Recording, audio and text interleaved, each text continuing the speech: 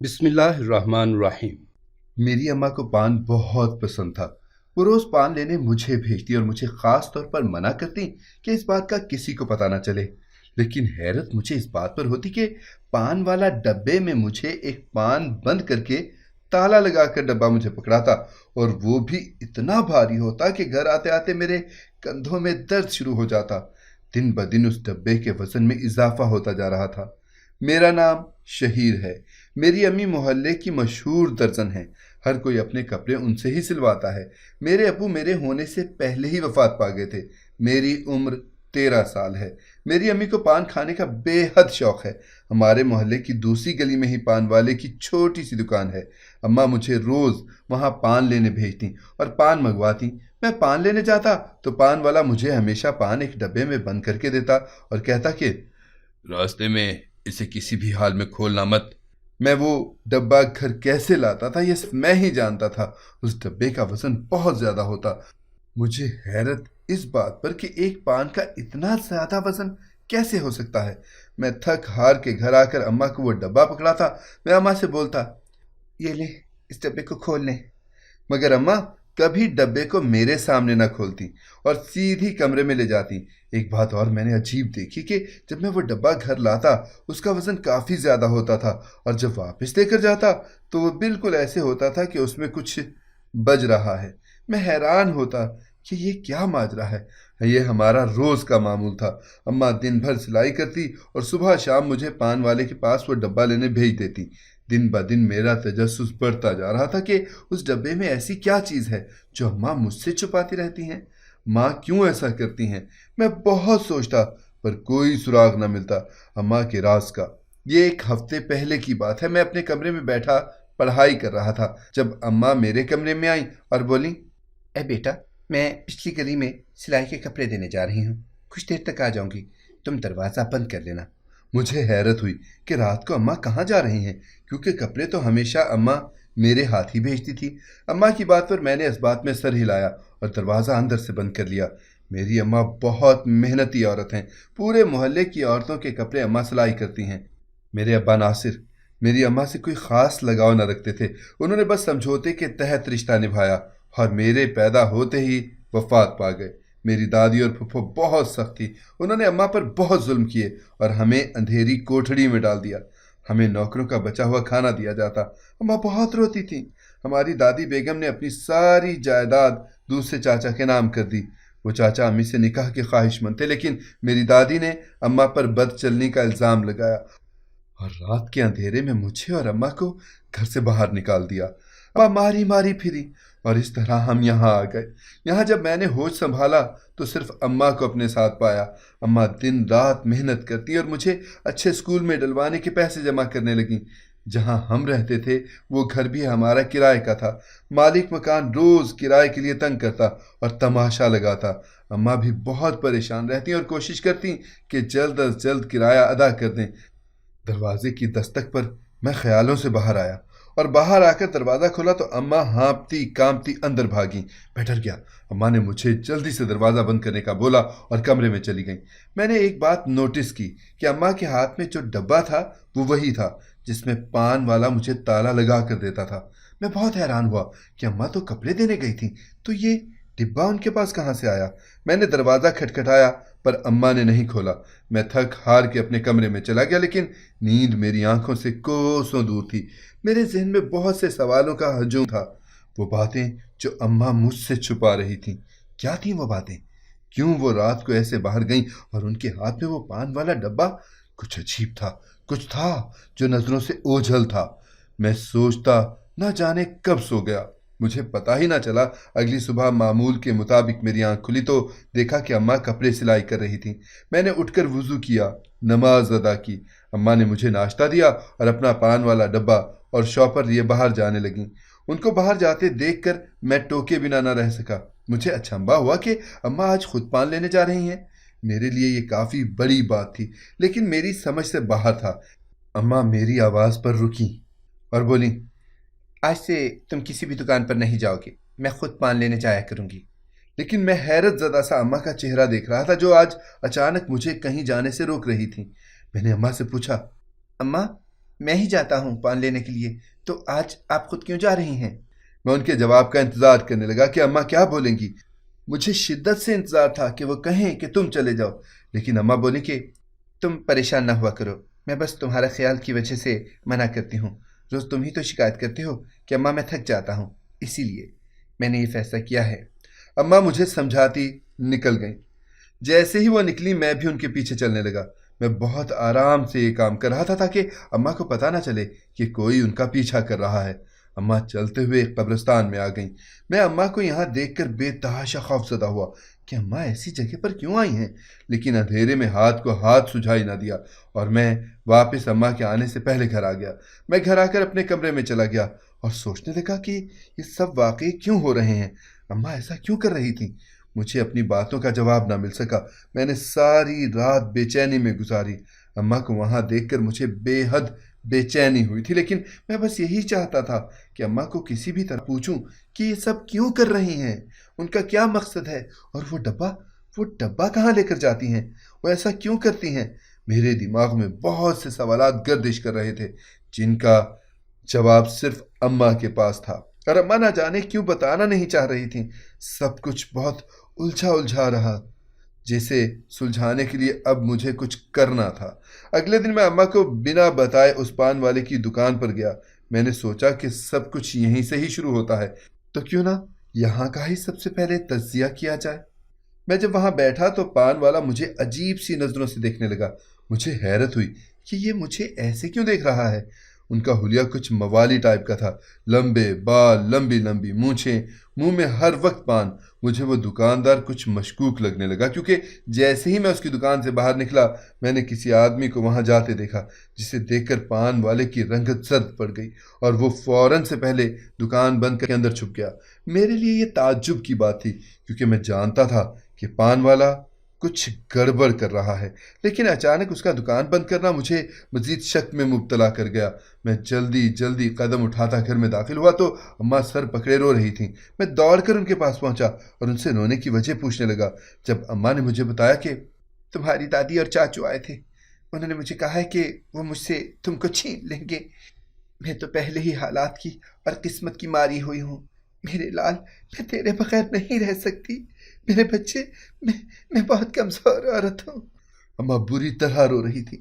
مجھے اپنی دادی پر بے تحاشا غصہ آیا اور ایک دم چچا سے بھی شدید نفرت محسوس ہوئی، جنہوں نے کبھی ہمارا خیال نہیں کیا اور نہ ہی کبھی یہ سوچا کہ ہم دونوں ماں بیٹے کس حال میں ہیں۔ اور جب ان کو لگا کہ میرا وجود ان کے کام آ سکتا ہے، ان کا نام چلا سکتا ہے، اب رشتہ دار بن کر آ گئے۔ اماں نے مجھے بتایا کہ شادی کے بعد بھی تمہارے چچا کتنے سال سے اولاد سے محروم رہے، ان کی دولت، شہرت سب چلی گئی ہے، صرف ایک گھر بچا تھا جس میں وہ دادی کے ساتھ رہتے تھے۔ اب جب تمہاری دادی کو وارث کی چاہ بڑھی تو تمہیں لینے آ گئیں۔ بے ضمیر لوگوں کو رات کے اندھیرے میں میری ماں کو گھر سے نکالتے ہوئے ذرا بھی خیال نہیں آیا تھا، اور یہ یاد نہیں رہا تھا کہ میں انہی کا وارث ہوں۔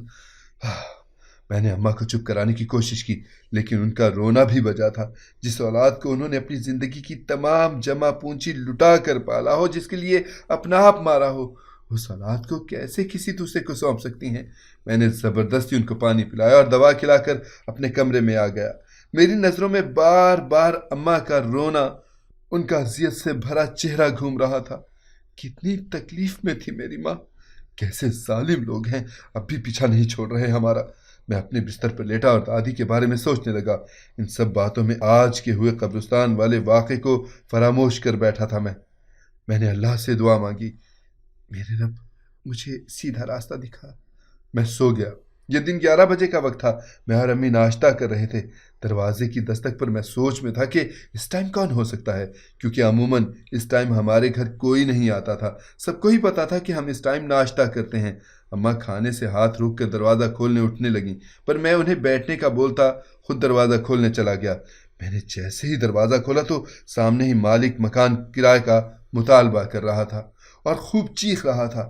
میں ان کو سمجھانے کی کوشش کرتا کہ وہ مجھے دھکا دیتے اندر داخل ہو گئے۔ مجھے ان کی حرکت پر شدید تپ چڑھی، جو ایسے ہی منہ اٹھا کر کہیں بھی آ جاتے ہیں۔ میں ان کو کچھ بولتا کہ اماں کمرے سے آتی دکھائی دیں۔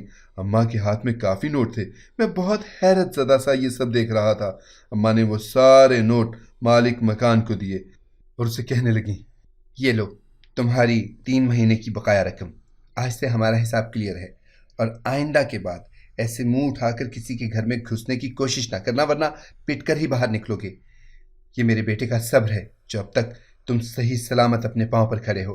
اماں کی باتوں پر مالک مکان نے ایک حقارت بھری نظر مجھ پر ڈالی اور بڑبڑاتا ہوا باہر نکل گیا۔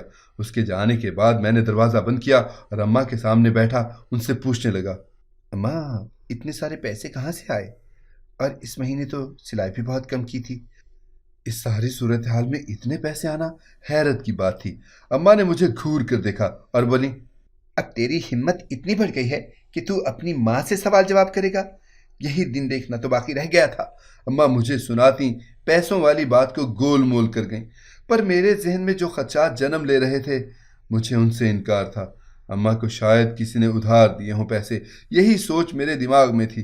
میں اماں کو اور تکلیف نہیں دینا چاہتا تھا، اس لیے ان سے مزید کوئی سوال نہ پوچھا اور وہاں سے جانے لگا، جب پیچھے سے اماں کی آواز آئی جو مجھے ابھی پان لانے کا بول رہی تھی۔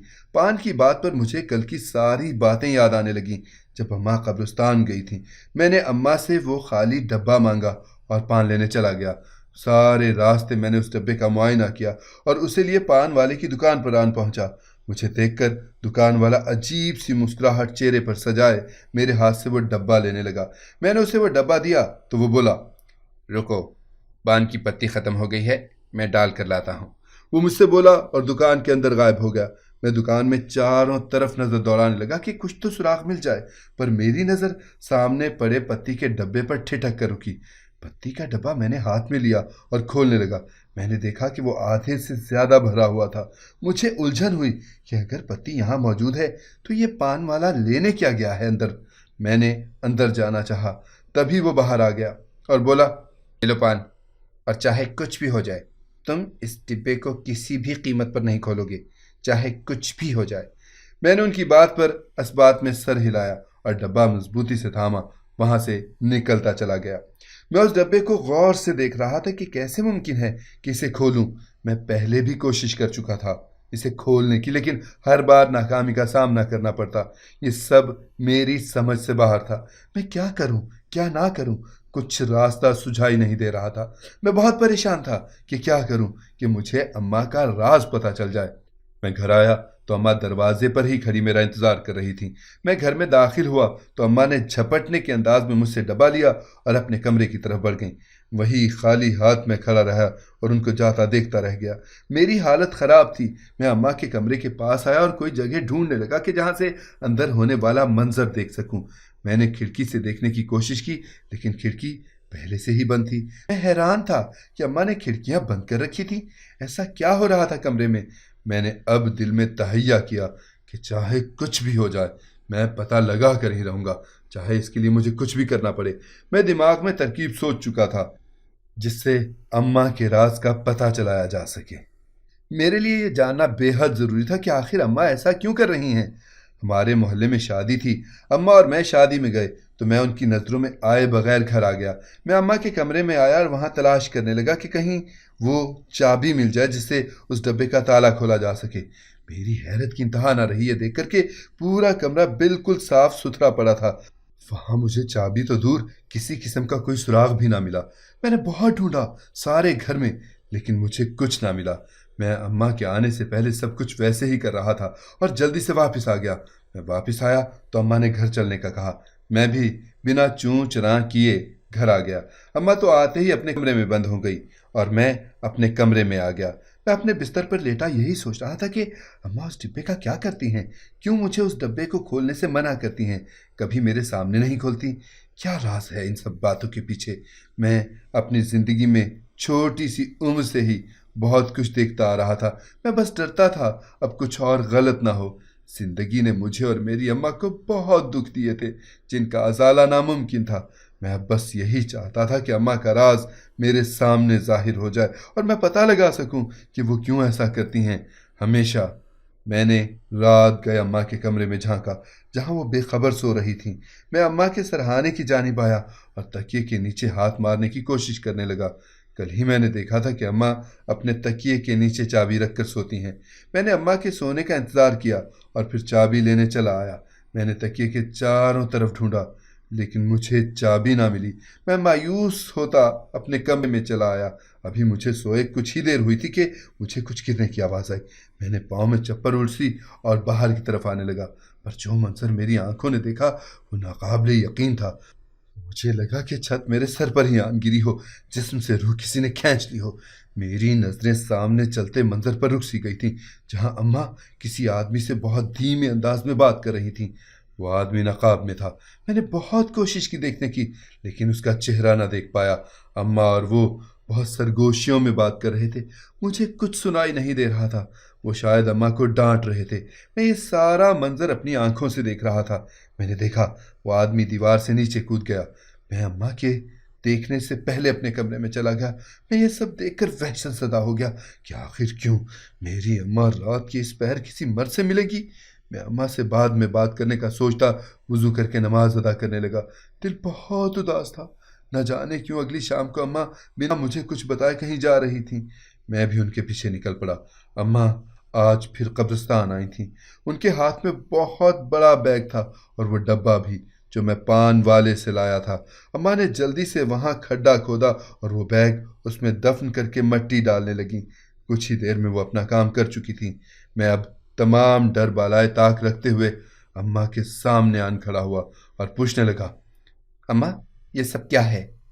तुमने यहाँ क्या छुपाया है? मेरी बात पर उनका रंग फक हो गया। वो लड़खड़ाती आवाज़ में बोली कि कुछ नहीं, बस फालतू सामान था बेटा। इससे पहले कि वो कोई और झूठ बोलती, मैंने वो खड्डा खोदा और बैग निकाल कर देखने लगा।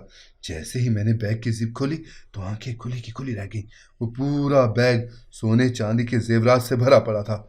मैं उस बैग को देखकर अम्मा को देखने लगा, जो मेरे सामने खड़ी इस तराबी हालत में मुझे देख रही थी। मैं उठा और उनका हाथ अपने सर पर रखकर बोलने लगा, अम्मा आपको मेरी जान की कसम है, बताइए कि इस सब की हकीकत क्या है? ये जेवरात कहाँ से आए आपके पास? मेरी बात सुनकर अम्मा रोते हुए इनकार करने लगी, लेकिन मेरे दूर होने के डर से मुझे सारी हकीकत से आगाह करने लगी। मैं बहुत परेशान थी जब तुम्हारी दादी ने मुझे घर से निकाला। मेरा कोई रिस्क का बंदोबस्त न था। दर दर मारी फिरती रही। फिर एक दिन मेरी मुलाकात शान से हुई, जो जुए के अड्डे चलाता था और जेवरात चोरी करता था। वो भेस बदल कर हमारे मोहल्ले में रहने लगा। एक दिन मैंने छुपकर सारा काम देख लिया तो उसने मुझे पैसों की पेशकश की। मुझे उस वक्त सिर्फ तुम दिखाई दिए थे, क्योंकि मेरा तुम्हारे सिवा कोई नहीं था। मैंने उसकी ऑफ़र कबूल कर ली और उसके साथ मिलकर काम करने लगी। अब यही हमारा कारोबार था। मैं उस पान के डब्बे में तुमसे चोरी किए जेवरात मंगवाती और फिर उनको कब्रिस्तान में दफन कर देती। कल रात भी वो आया था मुझसे मिलने। पुलिस को उस पर शक हो गया था। उसने मुझे बताया कि ख़तरा बहुत बढ़ चुका है। मैं तुम्हें ख़तरे में नहीं डालना चाहती थी, बस मुझे तुम्हारी फिक्र थी मेरे बच्चे। मैं मजबूर थी। मैं और अम्मा बातें कर रहे थे कि मुझे पुलिस का हॉर्न सुनाई दिया। पुलिस ने उस पान वाले को हिरासत में ले लिया था। मैं पहले ही पुलिस को आगाह कर चुका था, लेकिन एक शर्त पर कि मेरी माँ को कुछ ना कहा जाए। पुलिस वाले भी मान गए। अम्मा ने अपने किए की मुआफ़ी मांगी और पुलिस सारे जेवरात लेकर चली गई। ज़रूरी नहीं कि हर बार बड़े ही सही हों, कभी कभी छोटे भी बड़ों को ज़िंदगी का सबक देते हैं। जब आप गलत करते हैं तो ये कैसे सोच सकते हैं कि उसका अंजाम सही हो सकता है? चोरी का माल हमेशा मोरी में ही जाता है। अगर आपको हमारी कहानी पसंद आई है तो इसे लाइक करें, शेयर करें और हमारे चैनल को सब्सक्राइब करें। अगली कहानी तक के लिए इजाज़त दीजिए। अल्लाह हाफिज़।